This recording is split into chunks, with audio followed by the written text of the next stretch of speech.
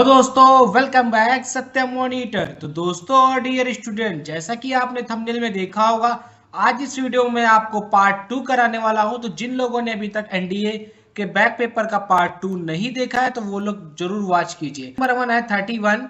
तो tan inverse X plus cot inverse X बराबर pi by 2। जब हमारा x बिलोंग करेगा r से, यानी जो x की वैल्यू है वो r यानी रियल नंबर से होगी, तो आपका राइट आंसर होगा ऑप्शन ए। अगला क्वेश्चन है 32। यदि 10a बराबर 1/7 तो cos 2a किसके बराबर है? तो जब आप cos 2a की वैल्यू निकालेंगे तो जो आपकी निकल के आएगी वो आ जाएगी 24/25, तो आपका राइट आंसर होगा ऑप्शन ए। अगला क्वेश्चन है 33। एक त्रिभुज की भुजाएं m, n और under root M square plus N square plus mn है। इस त्रिभुज के न्यून कोणों का योगफल क्या होगा? तो जब आप इसके न्यून कोणों का योगफल निकालेंगे तो आपका निकल के आएगा 60 अंश, तो आपका राइट आंसर होगा ऑप्शन बी। अगला क्वेश्चन है 34। त्रिभुज एबीसी का क्षेत्रफल क्या है जिनमें भुजाएं ए बराबर 10 सेंटीमीटर, बी बराबर 4 सेंटीमीटर और कोण बी बराबर 30 अंश। तो जो आप इसको पूरा सॉल्व करेंगे, सॉल्व करके जो आप त्रिभुज एबीसी का क्षेत्रफल निकालेंगे तो आपका निकल के आ जाएगा 10 सेंटीमीटर स्क्वायर, तो आपका राइट आंसर होगा ऑप्शन सी।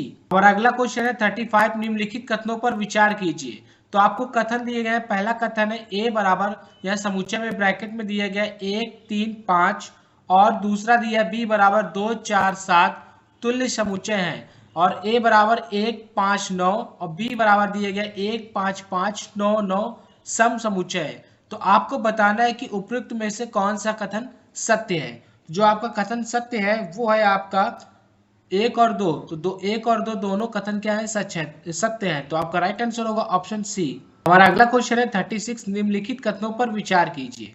तो आपको फिर से 3 कथन दिए गए और उपयुक्त में से आपको बताने कौन से कथन सत्य है और कौन कथन सत्य नहीं है। तो रिक्त समुच्चय प्रत्येक समुच्चय का उपसमुच्चय है। दूसरा हमारा है प्रत्येक समुच्चय अपना ही उपसमुच्चय है। तीसरा है हमारा यदि किसी समुच्चय में 10 अवयव हैं तो इनके घात समुच्चय यानी पावर सेट में 1024 अवयव होंगे।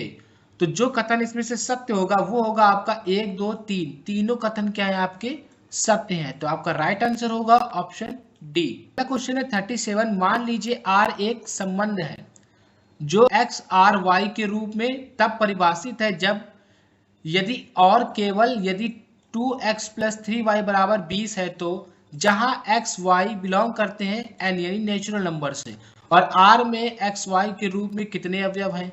तो जितने अवयव हैं वो है अवयव 3, तो आपका राइट आंसर होगा ऑप्शन बी। अगला क्वेश्चन है 38। निम्नलिखित कथनों पर विचार कीजिए। फिर से आपको 2 कथन दिए गए, आप इन कथनों को रीड कर लीजिएगा।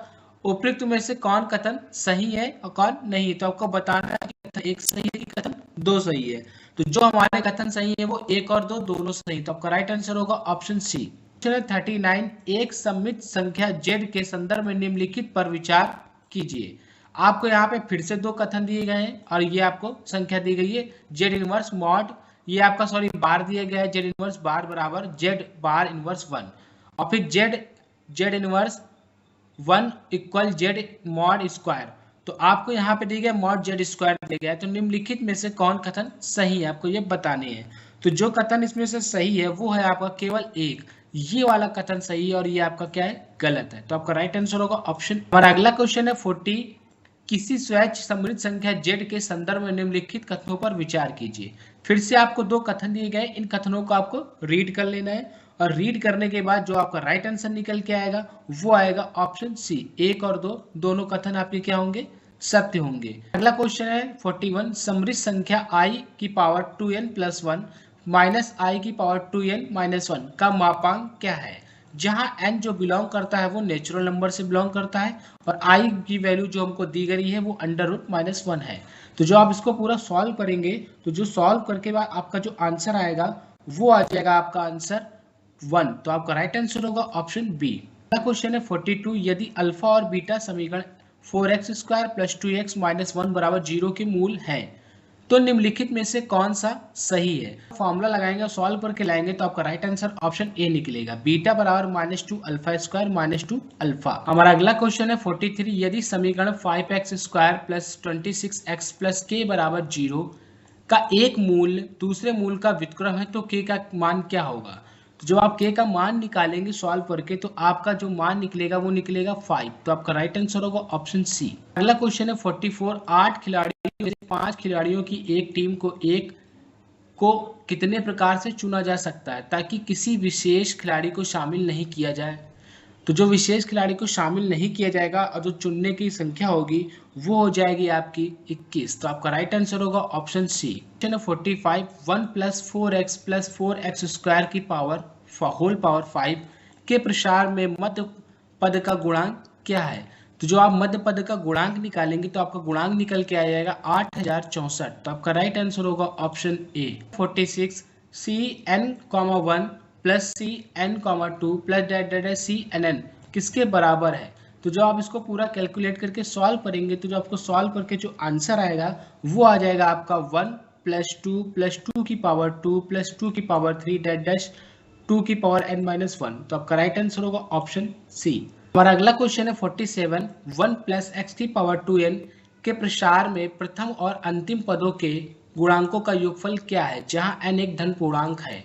तो जो आप प्रथम और अंतिम पदों के गुणांकों का योगफल निकालेंगे तो आपका जो निकल के आएगा वो आएगा आपका 2। तो आपका राइट आंसर होगा ऑप्शन बी। अगला क्वेश्चन है 48, यदि किसी एपी का पहला पद 2 और उसके पहले 5 पदों का योगफल परवर्ती 5 पदों के योगफल की 1/4 के बराबर है तो पहले 10 पदों का योगफल क्या होगा। तो आप जब पहले 10 पदों का योगफल निकालेंगे तो आपका जो आंसर आएगा -250। तो आपका राइट आंसर हो जाएगा ऑप्शन बी। क्वेश्चन है 49, निम्नलिखित कथनों पर विचार कीजिए। तो आपको ये कथन दिए गए पहला और दूसरा, इन कथनों को आपको रीड कर लेना है। तो इनमें आपको बताना है कि कौन से कथन सत्य हैं और कौन से कथन सत्य नहीं, यानी केवल एक सही है कि केवल 2 सही है। तो आपके जो कथन सत्य निकलेंगे वो निकलेंगे 1 और 2, दोनों आपके कथन सत्य है। तो आपका राइट आंसर होगा ऑप्शन सी। हमारा अगला क्वेश्चन है 50, यदि अंकों की पुनरावृत्ति की अनुमति नहीं हो तो 1, 2, 3, 4, 5 अंकों का प्रयोग कर कितनी 5 अंकी अभाज्य संख्याएं बनाई जा सकती हैं। तो जितनी 5 अंकी अभाज्य संख्याएं बनाई जा सकती हैं वो हमारी है 0। तो आपका राइट आंसर होगा ऑप्शन डी। क्वेश्चन है 51, यदि f(x+1) = x² - 3x + 2 है तो fx किसके बराबर है। तो आपको एक फंक्शन दिया गया है और fx की वैल्यू आपसे पूछा गया है। तो आपको कुछ नहीं करना है, आपको x रख देना है इसमें। तो आप जब कैलकुलेशन करेंगे तो आपका जो राइट आंसर निकल के आएगा वो हो जाएगा आपका ऑप्शन बी। आपका बी ऑप्शन राइट आंसर होगा। हमारा अगला क्वेश्चन है 52, यदि x², x, -8 AP में है तो निम्नलिखित में से कौन सही है। तो जो इनमें से सही है वो है आपका x जो बिलोंग करता है वो -2, 4 से बिलोंग करता है। तो आपका जो राइट आंसर हो जाएगा वो हो जाएगा आपका ऑप्शन सी। हमारा अगला क्वेश्चन है 53, किसी जीपी का तीसरा पद 3 है, इसके पहले 5 पदों का गुणांक क्या है। तो इसके जो पहले 5 पदों का गुणांक निकालेंगे आप तो जो निकल के आएगा वो आ जाएगा 243। तो आपका राइट आंसर होगा ऑप्शन सी, राइट आंसर होगा ऑप्शन बी। हमारा अगला क्वेश्चन है 54, तृतीय कोटि के एक सारणी की IV पंक्ति और JV स्तंभ में अवयव 2i + j के बराबर है, इस सारणी का मान क्या होगा। तो जो आप सॉल्व करके इस सारणी का मान निकालेंगे तो आपका जो मान निकल के आएगा वो आ जाएगा 0। तो आपका राइट आंसर होगा ऑप्शन ए। अगला क्वेश्चन है 55, संख्या 2, 4, 6, 8 का प्रयोग कर 4 भिन्न अवयवों वाले सभी सारणिक बनाए जाते हैं, ऐसे सभी सारणिकों का मानों का योगफल क्या है। तो ऐसे सभी सारणिकों के मानों का जब योगफल निकालेंगे तो आपका जो आंसर निकल के आएगा वो आ जाएगा आपका 0। तो आपका राइट आंसर होगा ऑप्शन डी। हमारा अगला क्वेश्चन है 56, वृत्त 4x² + 4y² - 20x + 12y - 15 = 0 की त्रिज्या क्या है। तो जो आप इसकी त्रिज्या निकालेंगे तो आपकी जो त्रिज्या निकल के आएगी वो आ जाएगी आपकी 3.5 यानी 3.5 इकाई। तो आपका राइट आंसर होगा ऑप्शन डी। अगला क्वेश्चन है 57, एक समांतर चतुर्भुज के 3 क्रमागत शीर्ष -3, 4, 0, -4 और 5, 2 है, इसका चौथा शीर्ष क्या है। तो जब इसका चौथा शीर्ष निकालेंगे तो आपका जो राइट आंसर निकल के आएगा वो आ जाएगा 2, 10। तो आपका आंसर होगा ऑप्शन ए। क्वेश्चन है 58, यदि रेखाएं y + px = 1 और y - qx = 2 परस्पर लंब है तो निम्नलिखित में से कौन सा सही है? तो जो इनमें सही है वो है आपका आंसर PQ माइनस 1 बराबर 0। तो आपका राइट आंसर होगा ऑप्शन सी। हमारा अगला क्वेश्चन है 59। यदि AP में A, B और C है तो सरल रेखा AX plus 2BY plus C बराबर 0 हमेशा एक नियत बिंदु से होकर गुजरेगी। यह नियत बिंदु है, तो जो आपका नियत बिंदु है वो है आपका 1, -1। तो आपका राइट आंसर होगा ऑप्शन डी। हमारा अगला क्वेश्चन है 60। यदि किसी दर्पण रेखा द्वारा -4, 2 बिंदु पर प्रतिबिंब 4, -2 तो दर्पण का रेखा का समीकरण क्या है? तो आपका जो दर्पण पर रेखा का समीकरण है वो है आपका y बराबर 2x। तो आपका राइट आंसर होगा ऑप्शन बी। क्वेश्चन है 61। बिंदु P, P-3 Q+3, Q और 6, 3 के संदर्भ में निम्नलिखित कथनों पर विचार कीजिए। तो आप इन कथनों को रीड करेंगे तो इनमें से जो कथन सत्य है वो मैं आपको बताता हूं। तो कथन कौन सा सत्य है? तो केवल एक कथन आपका सत्य है। आपका राइट आंसर ऑप्शन ए होगा।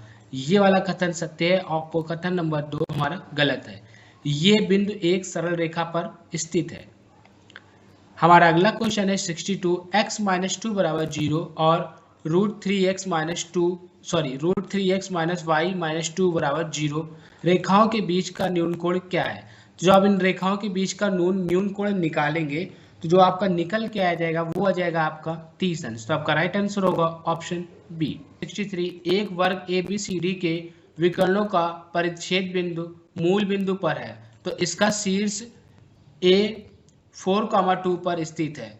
विकर्ण BD का समीकरण क्या है? तो जो आप विकर्ण BD का समीकरण निकालेंगे तो आपका निकल के आ जाएगा 2x प्लस y बराबर 0। तो आपका राइट आंसर होगा ऑप्शन डी, तो आपका राइट आंसर होगा ऑप्शन ए। दोस्तों और डियर स्टूडेंट, आज इस वीडियो में मैंने आपको NDA के बैक पेपर के 30 क्वेश्चन करा दिए हैं। आई होप आपको ये वीडियो पसंद आई होगी। मिलते हैं इसके नेक्स्ट पार्ट। नहीं बताएं क्योंकि वीडियो बहुत लंबा हो जाता, इसलिए इसका अगला पार्ट आपको जल्दी मिलेगा। तो चैनल को सब्सक्राइब करना ना भूलें। मिलते हैं नेक्स्ट पार्ट में।